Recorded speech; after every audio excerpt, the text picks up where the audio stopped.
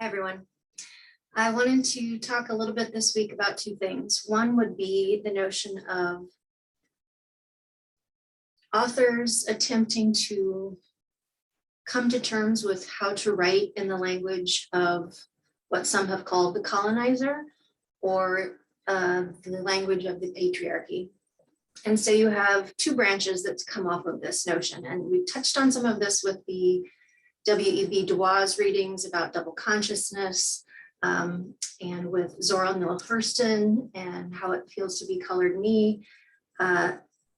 In theory, in critical theory, you have the post-colonial theory and you have feminist theory.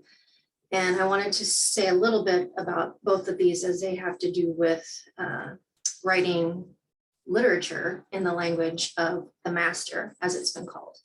So post-colonial theory tries to analyze, bring to the light issues of what it is like to write literature, to truly represent the voices of the people who have been colonized when you are writing in the language that the colonizer has imposed upon you. So if you have a country that has been colonized by the British or the Americans, and the common language is English now, whereas it did not used to be, do you continue to write in that language? Do you continue to use English as a way to tell your story? And there are groups of people who are very much against that idea, and there are groups of people who are very much for it. The way I've heard it expressed is you use the master's tools to dismantle the system. So even though you are using the language that has been imposed upon your people, you bring light to the atrocities. You use the language to get your message out to a wider audience. There's also in feminism a movement called ecriture féminine, which is French, and it was started by French female theorists, one being Hélène Cixous.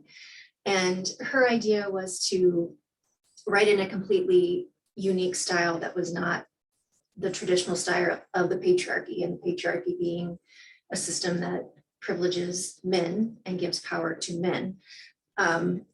And so she was a proponent of writing in a way that was very nonlinear, non-traditional. And I've read some works that are in the style of ecriture féminine, and they are so very looping, and you get inner dialogue, you get characters talking to each other, and it to my reading, it ended up coming out as a jumbled mess. But I had to stop and go, is that because it is a jumbled mess, or is it because I have been entrenched in this one style of narrative for most of my life, and so it's uncomfortable for me?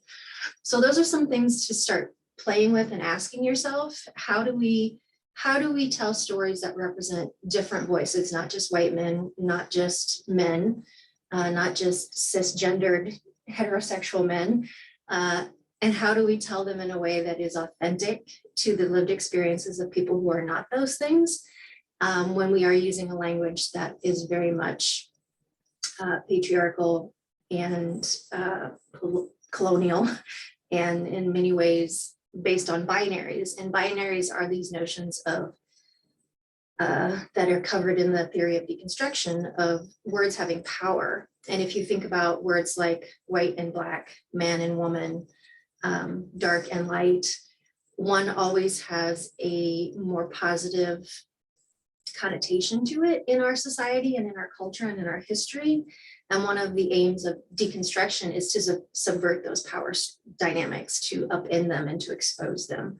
So all of these theories, especially the newer theories of the last 20, 30, 40 years, are meant to equalize the playing field, to bring light to new voices, to ask these really interesting questions about how we read literature, and what is the best way to represent voices and to get those voices to larger audiences.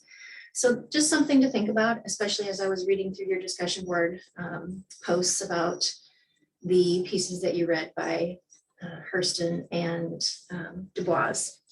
And then the other thing I wanted to touch briefly on is not Zora Neale Hurston, but Flannery O'Connor. And so I'm going to show you a PowerPoint that was provided with your text that I wanted to just talk through in a bit. You are reading a short story by Flannery O'Connor this week called Good Country People. And Flannery O'Connor is what you might call a Southern Gothic writer. She is from Georgia, I believe, and she unfortunately lived a pretty short life. She was 39 years old when she died of lupus. She was pretty sickly most of her life and ended up living with her mother a good chunk of it. And she writes in a distinct fashion, and she writes in a way that exposes the hypocrisies of primarily Southern lives and Southern people. And she is someone who has some very specific types of characters in most of the writing she does. So there is usually some kind of a domineering mother. There is usually a daughter who is under the weight of that domineering mother and trying to find her voice, her independence. And there is almost always some kind of manipulative or deceptive man. So these are three tropes of characters that you see in a lot of her work.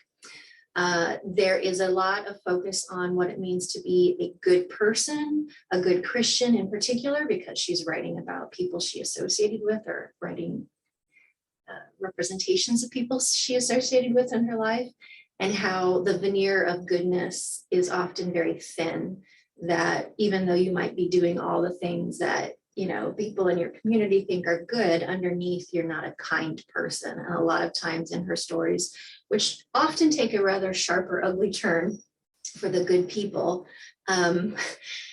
she exposes the hypocrisy that many people hold of, you know, what it means to be good and generous and kind, or indeed a good Christian. And I should forewarn you that some of her writing also involves language that we do not use and is not acceptable today, but is representative of the type of language that was used in the South in the 1940s and 50s when she was writing.